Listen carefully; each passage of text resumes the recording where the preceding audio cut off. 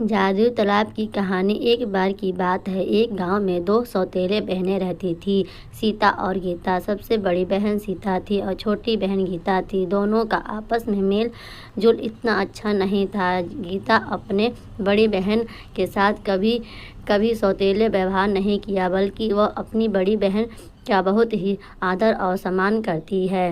लेकिन सीता सोचती थी कि उनकी छोटी बहन को उससे जलन हो रही है, और सीता इस गलतफहमी में गीता से नफरत करने लगी और मौका मिलते ही उससे झगड़ा करने लगती थी। लेकिन गीता फिर भी सीता से कुछ नहीं कहती। एक दिन जब गीता सीमा से बाहर हो गई तो गीता ने कहा, देखो सीता, तुम एक मात्र मेरी बड़ी बहन हो, तुम इस तरह का व्यवहार मत करो, मैं तुमसे बहुत प्यार करती हूँ। तब सीता ने कहा, कौन सा बहन, तुम मेरे सौतेली बहन हो, ये सब तुम्हारा नाटक है। यह सुनकर गीता को बहुत तकलीफ हुई और वह उदास होकर बाहर चली गई और सीता के बारे में सोचते हुए जंगल की ओर चली गई।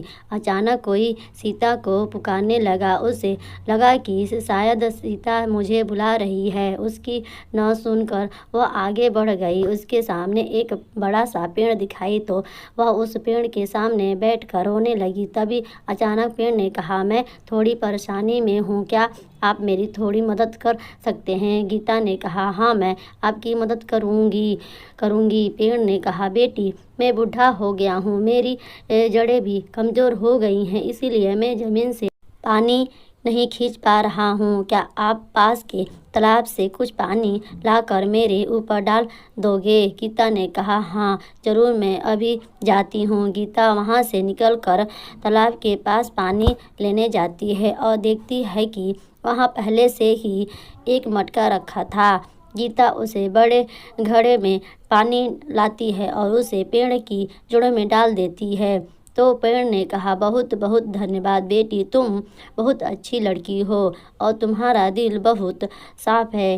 गीता ने कहा, इसमें शुक्रिया कैसा, हमें ज़रूरतमंद लोगों की मदद करनी चाहिए। पेड़ ने कहा, बेटी, तुम जिस तालाब से पानी लेकर आई हो, मैं चाहता हूँ कि तुम एक बार फिर से उस तालाब में जाओ और एक डुबकी लगाकर आओ, और अगर तालाब तुम्हें कोई उपहार देता है तो उसे स्वीकार कर लेना।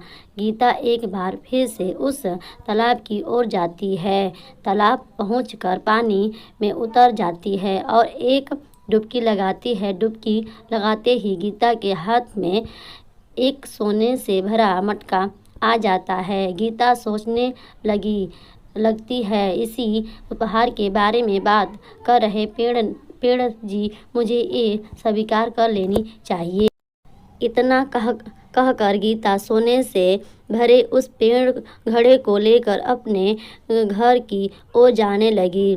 घर पहुंचकर गीता अपने माता पिता को सोने से भरा घड़ा देती है और सारी बातें बताती है। यह देखकर सीता को जलन होने लगती है। माता पिता ने अपने जाने के बाद सीता गीता के पास आती है और कहती है, तुम्हें सोने से भरा वह घड़ा कहाँ से मिला? गीता ने कहा, मैं इसे जंगल के पास के तालाब से लाई हूँ, लेकिन तुम मुझसे इतने सवाल क्यों पूछ रही हो? सीता ने कहा, तुम अपने हिस्से का सोना लेकर समझती हो कि अपना हिस्सा छोड़ दूं, मैं अपनी हिस्से लेने वहां जाऊंगी। गीता ने कहा, मैं जो सोना लाई हूं वह तुम्हारा भी है और हमने सोना नहीं चाहिए। तब सीता ने कहा, तुम अपना राय अपने पास रखो, मैं जाऊंगी। दूसरे दिन सीता तालाब की तलाश में निकल जाती है और जादुई तालाब के पास जाने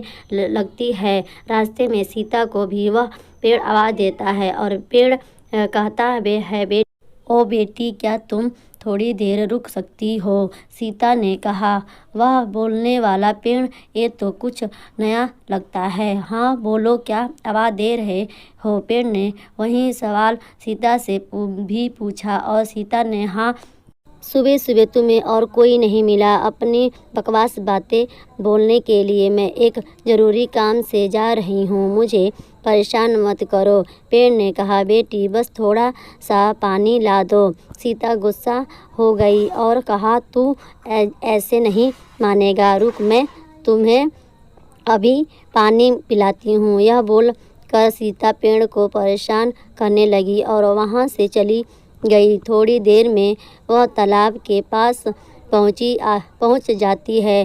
फिर सीता कहने लगी, हाँ ऐसा ही वह तालाब है, जल्दी से ऊपर कर मैं एक डुबकी लगा लेती हूँ। सीता तालाब में उतर कर एक डुबकी लगाती है। डुबकी लगाते ही सीता के पैर में एक सांप काट लेता है और वह खींचने लगती है। इधर सीता को न आता देख गीता बहुत परेशान हो रही थी।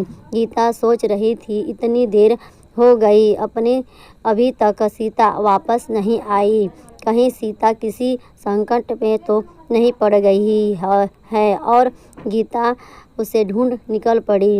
गीता जाकर पेड़ से बोली, पेड़ जी क्या आप सीता को कहीं देखे हो? पेड़ ने कहा, हाँ सीता उस तालाब की ओर गई है। पेड़ की बात सुनकर गीता तालाब की जाने लगी और वहाँ जाकर देखती है उसकी बड़ी बहन तालाब के पास पड़ी है। वह सीता को बहुत उठाने की कोशिश करती है लेकिन सीता नहीं उठ।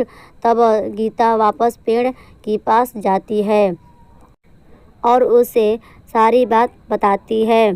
तब पेड़ ने कहा, तुम्हारे बहन को सांप ने काटा है, उसे बचाने का एक ही उपाय है, मुझसे एक शाखा तोड़ लो और तुम्हारे बहन को जाकर छुआ, वह ठीक हो जाएगी। गीता उस शाखा को लेकर सीता को छुआया और सीता ठीक हो गई। इसके बाद सीता ने छोटी बहन से कहा, तुम न आती तो मैं आज जीवित न होती। गीता ने कहा, नहीं, मैंने पहले ही तुमसे कहा था कि हमें और धन नहीं चाहिए, लेकिन तुमने मेरी बात नहीं मानी और हट करके चले आए। सीता ने कहा, क्षमा करो गीता, आज के बाद तुम्हारी हर बात मानूंगी। यह कहकर सीता और गीता पेड़ के पास गई और पेड़ को धन्यवाद दिया और अपने घर वापस चली गई। आपको ये कहानी पसंद आई है तो लाइक, सब्सक्राइब और शेयर कीजिए। कहानी में आपकी क्या राय है हमें कमेंट करके ज़रूर बताइए। धन्यवाद।